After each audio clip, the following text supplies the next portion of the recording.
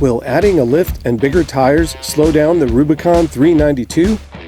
Or will the 470 horsepower and 470 pound-feet of torque be enough to offset the added resistance and weight? Stay tuned because we're about to find out.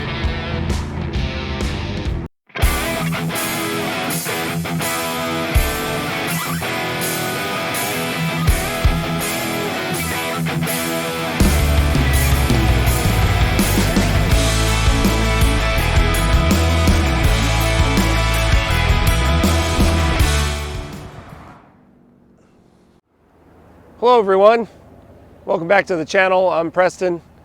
We all know that adding bigger tires to your vehicle can slow it down.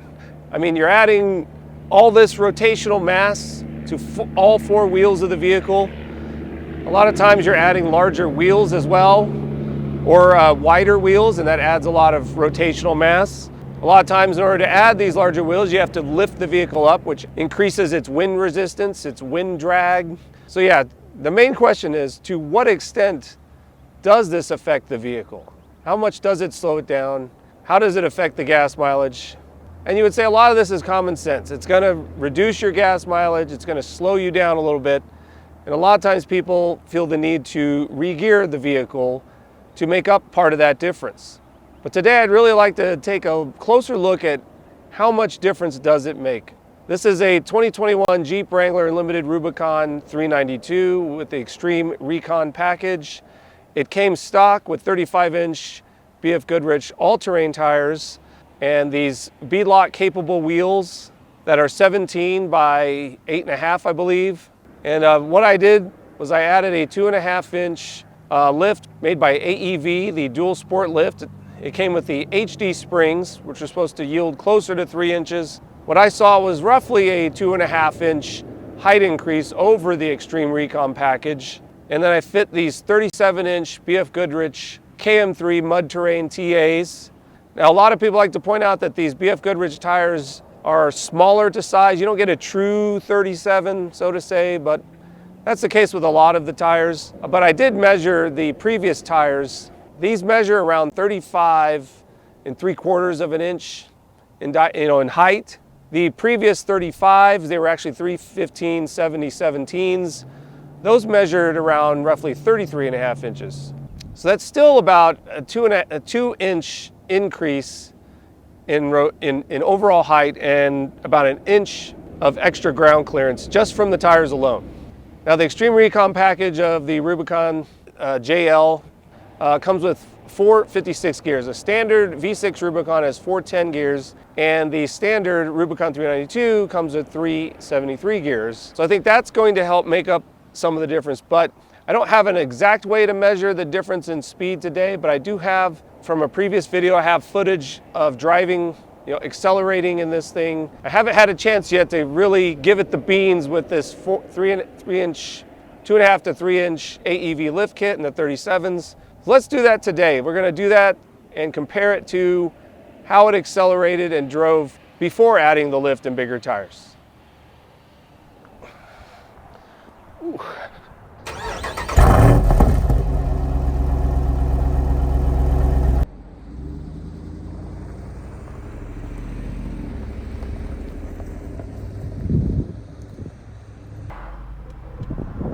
Just start out by saying it's a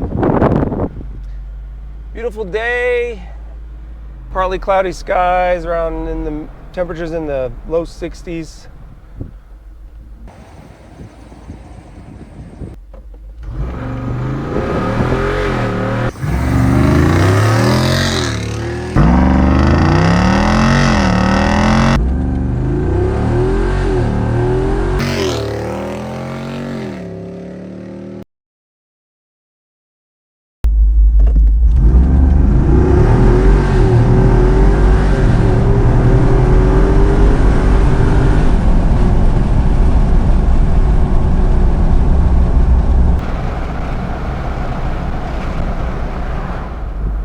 That never gets old. It didn't really feel that much slower, especially right off the line. That's where I thought it would feel it the most. On the high end is probably where the biggest difference. I will mention the only thing I have done to this engine to modify it at all, I put a K&N drop-in air filter. The air filter was quite dirty, it had over 30,000 miles. I needed to change it. And I was having trouble finding just the factory one at like local auto parts stores. They're on back order, but they all had the K&N drop-in filter in stock, which was interesting. So I just decided to put that in anyway. A lot of times I've done that in the past. The only thing I will say that it feels just a tiny bit peppier with that, but I have seen a significant decrease in gas mileage. I think that also might be attributed to some colder weather we were having, and just more city driving than usual. But whereas before I was seeing around 12 and a half in town, now I'm seeing like 11. So it's kind of gone down, but I've been reading and talking to people, and that kind of makes sense because you're adding more air into the mixture, and the computer is going to compensate for that added airflow by adding fuel, by adding gasoline. So it's using more gasoline, but in turn, you're getting a little bit more power. How much, I don't know. I don't have a dyno or any sort of way to measure that. I'm just going off of the way it feels. But I want to say it's back to where, with the larger tire size and added height, that this is probably, and now adding that, it's probably close to how it accelerated before I put the lift and tires on and before I put the K&N air filter. What I'd really like to do eventually is upgrade to the S&B cold air intake. You're supposed to have just added airflow to it, and I like how it's designed. I like how you can see the cone-shaped filter that's washable and reusable.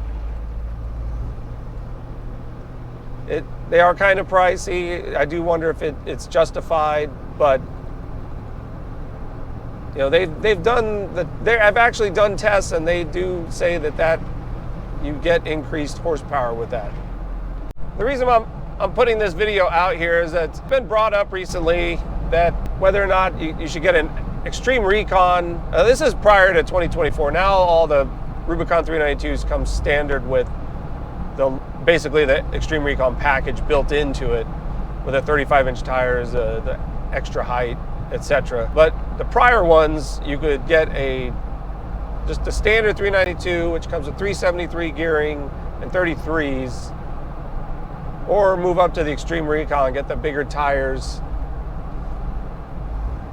And that's the question. I really wanted to get the Extreme Recon. I knew the added gearing would mean I'd be less likely to want to re-gear this thing if I had bigger tires. It would handle the bigger tires better.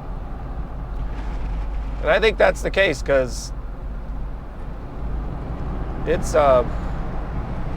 doesn't feel any slower, really. It didn't really go that much higher in tire size. These 37s, like I said, are only about 2 inches taller, but they're a little bit, they almost seem like they're a little bit narrower. I'm not sure. But it's not big enough to make, it's not that much of a difference for you to really want to or feel the need to re-gear, especially with how much power and torque this thing has. And that was kind of my goal. I knew it would be the most robust setup to do any sort of build. And I even contemplated not doing anything to it, because it was kind of nice how it was already set up. It rode really nice. My main issue, and I've mentioned this before, is that under load, the rear end would lose height. It would sag, lose ground clearance. And I hadn't even, installed a winch yet. I'm gonna do one more hard pull in this thing, just for posterity, in the name of science, of course.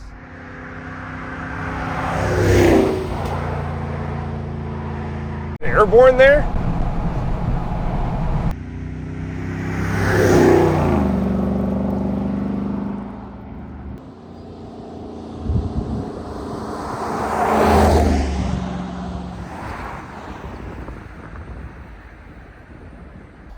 All right, here we go.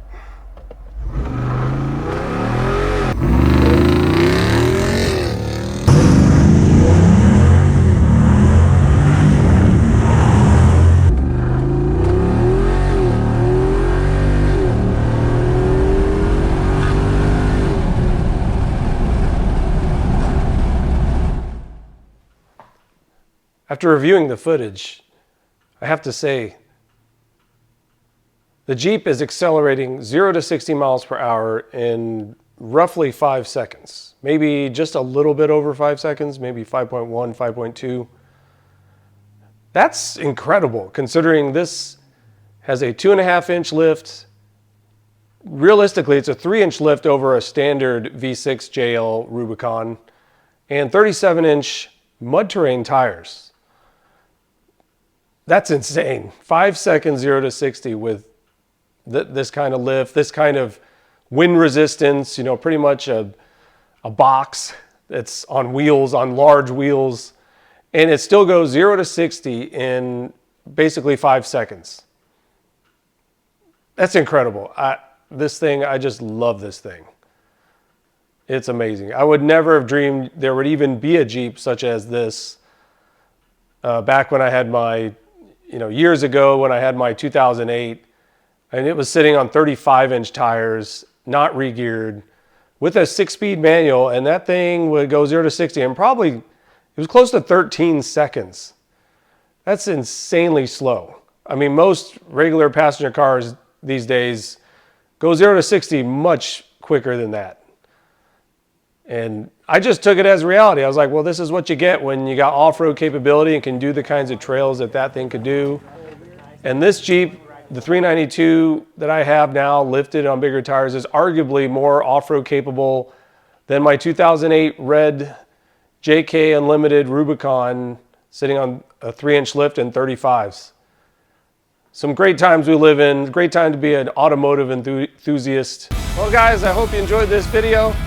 If you did, please like the video, smash the subscribe button, and we'll see you next time.